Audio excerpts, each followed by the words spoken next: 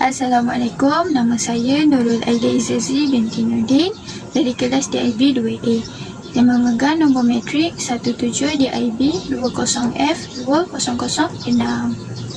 Dan saya Nurul Ulfa binti Firdaus menombor matrik 17 DIB 20F 2020. Pada hari ini kami akan menerangkan fungsi-fungsi bank negara dalam pelaburan.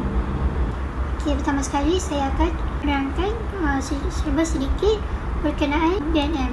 Okay, yang pertama sekali BNM ni ataupun Bank Negara Malaysia merupakan bank pusat kepada Malaysia dan dia ditubuhkan pada 26 Januari tahun 1959 dan pada waktu itu ia lebih dikenali sebagai Bank Negara Tanah Melayu ataupun Bank Negara Malaya.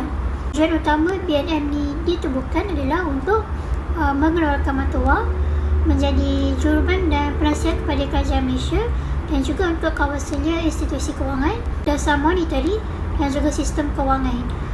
Dan ibu pejabat BNM terletak di Kuala Lumpur.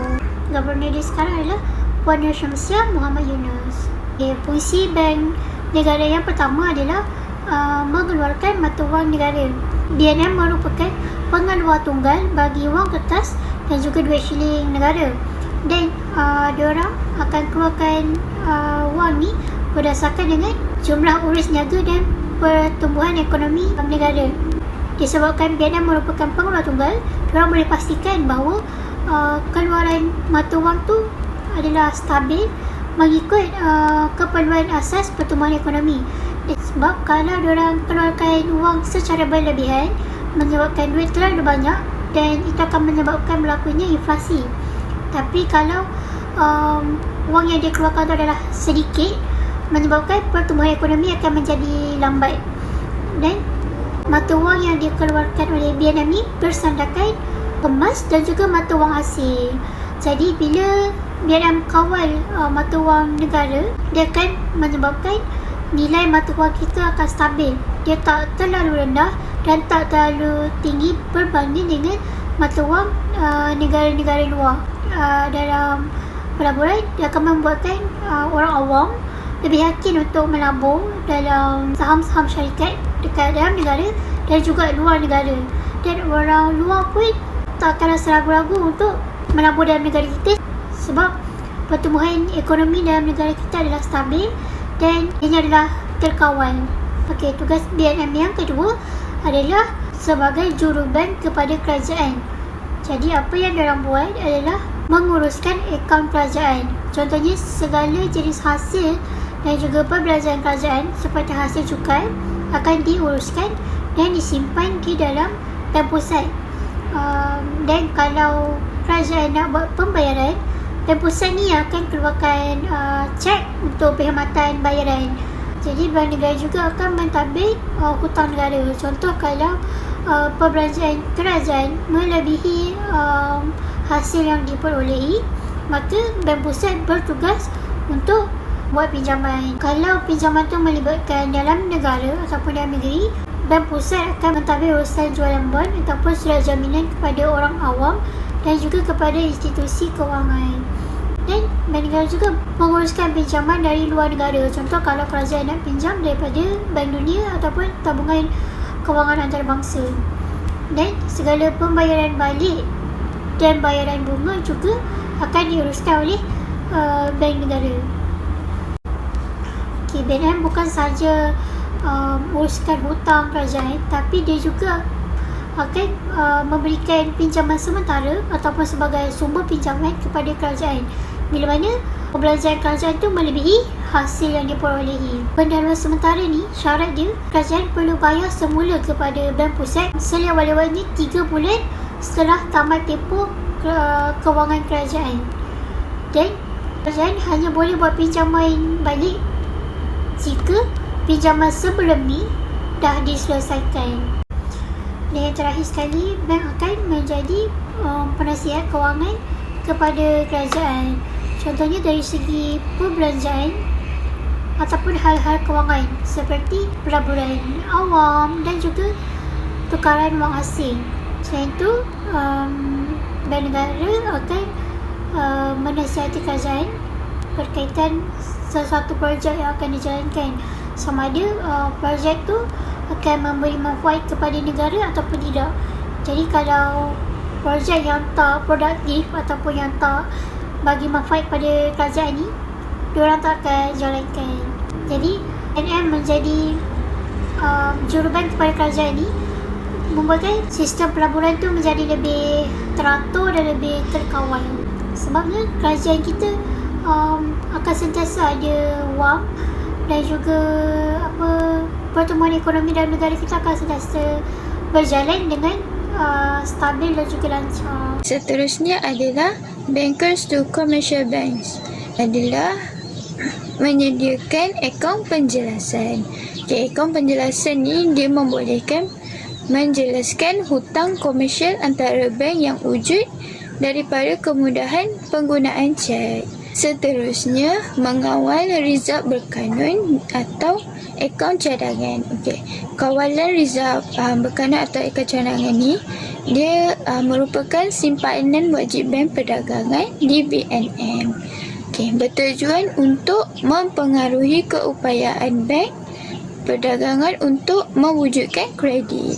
Bank Pusat dia boleh menggunakan nisbah rizab berkanun sebagai satu alat dasar kewangan untuk mempengaruhi keupayaan dalam mencipta kredit bank-bank perdagangan supaya dapat mengatasi masalah inflasi. Seterusnya adalah kawalan kecairan atau harta benda cecair. Mengawal kecairan atau harta benda cecair, dia adalah jumlah tunai yang dipegang di bank perdagangan bagi penjelasan bank perdagangan di BNM dan pinjaman jangka pendek untuk mendiskaunkan rumah. BNM ni dia memastikan bank perdagangan mempunyai aset mudah tunai yang mencukupi dan dapat tunaikan semua cek pelanggannya, juga bertujuan untuk mempengaruhi keupayaan bank perdagangan untuk membuat kredit. Seterusnya adalah sumber terakhir pinjaman. Sumber terakhir pinjaman ni dia untuk bank perdagangan yang menghadapi kesulitan kewangan.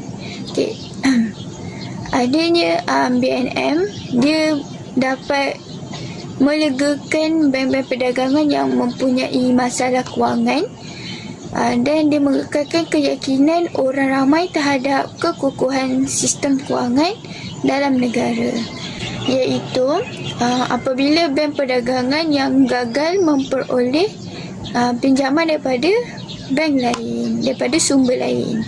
Peranan BNM yang seterusnya adalah melaksanakan dasar kewangan.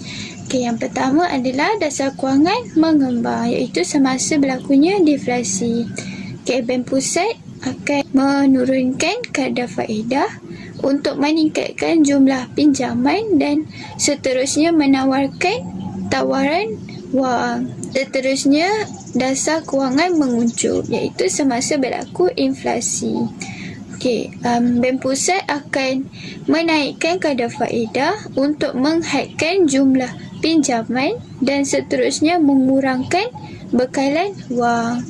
Bila berlakunya deflasi, orang ramai akan lebih berminat untuk melabur dalam kapasiti produktif ekonomi kerana mereka mempunyai kuasa beli baki yang berlebihan. Manakala jika berlakunya inflasi, minat orang ramai untuk melabur akan berkurang kerana mereka bimbang tentang kuasa beli baki mereka yang terhad, yang tak banyak sebab berlakunya inflasi. Peranan BNM yang seterusnya adalah mempertahankan nilai mata wang negara. Yang pertama, nilai mata wang yang dipengaruhi oleh kestabilan sektor asing. Kedua, usaha menstabilkan sektor asing. Dan seterusnya, nilai mata wang sesebuah negara adalah tanggungjawab Bank Pusat. Yang ketiga, Bank Pusat akan menggunakan cadangannya untuk membeli dan menjual mata wang asing bagi menstabilkan kadar pertukaran asing.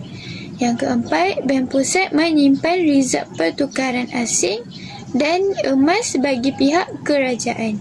Kelima, Bank Pusat boleh menetapkan kadar pertukaran asing antara ringgit Malaysia dan mata. Bank Negara Malaysia iaitu BNM perlu mempertahankan nilai mata wang negara kerana bila nilai mata wang negara lebih stabil, nanti perdagangan dari negara-negara lain akan lebih yakin untuk melabur dalam negara kita. Okey, yang terakhir adalah kesimpulan. Kesimpulannya, Bank Negara Malaysia ataupun BNM mempunyai pelbagai usaha dalam membangunkan pasaran kewangan yang teratur, yang mempunyai sistem maklumat dan pembubaran yang cekap, perdagangan yang teratur dan persaingan yang baik di kalangan peserta. Pada masa kini, produk baharu dan sistem berkomputer diperkenalkan secara berperingkat oleh BNM untuk meningkatkan kecekapan dan kedalaman wang dan pasaran pertukaran asing. Sekian, terima kasih.